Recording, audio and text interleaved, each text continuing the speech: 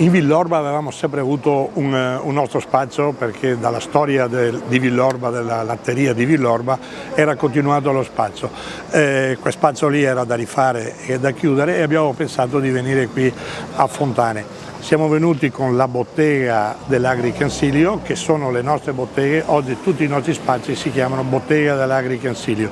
Dall'acquisizione della latteria del Cansilio noi abbiamo portato quelle specialità assieme alle nostre per poter dare dei servizi al territorio, no? E speriamo che queste eccellenze e questi servizi, no, che noi diamo ci vengano riconosciuti. Io credo che con i sistemi che oggi ci sono dai supermercati ai ipermercati e quant'altro, no, anche dei centri c'è bisogno, ma c'è bisogno delle eccellenze, perché qui c'è un'eccellenza di un banco di formaggi che è qualcosa di eccezionale. Stiamo portando delle eccellenze del nostro territorio, del Cansilio, della latteria di Soligo, ma di altre latterie che si sono riunite attorno alla latteria di Soligo, no, per portare questo.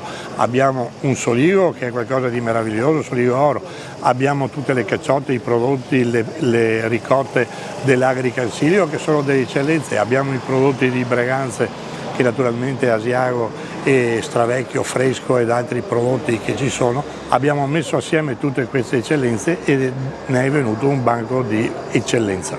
Dimenticavo di dire prima che naturalmente anche dei prodotti come il Grota che viene fatto nelle grotte del Calieron, no, è un prodotto che è un'eccellenza e ci viene riconosciuto anche da Davide Oldani, che è uno chef a livello nazionale. Insomma, questi prodotti, il nostro latte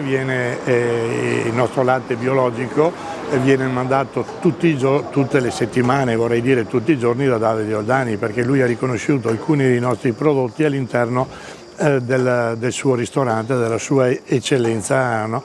E su questo ci fa molto onore, no? E l'altro giorno mi ha chiamato perché su una linea importante di dipendenti vuole mettere i nostri prodotti. Abbiamo, come giustamente lei mi ha detto, abbiamo dei prodotti a base di cioccolato, abbiamo la crema al caffè, non ci fermiamo solo a dei prodotti a base di formaggi e di latte, ma anche a dei prodotti lavorati sempre a base di latte. Abbiamo le nostre panne che sono meravigliose.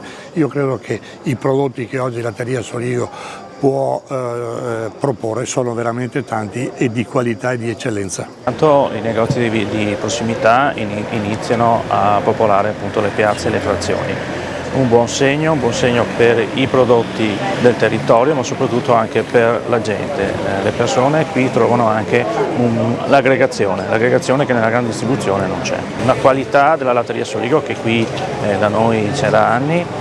Dopo la chiusura del punto vendita di Castrette è benvenuta una nuova apertura, ma una nuova apertura soprattutto in centro di un paese, in centro di una frazione dove aveva bisogno comunque di avere questi negozi di prossimità che hanno il diretto contatto con il cittadino e con la qualità dei prodotti che vengono venduti.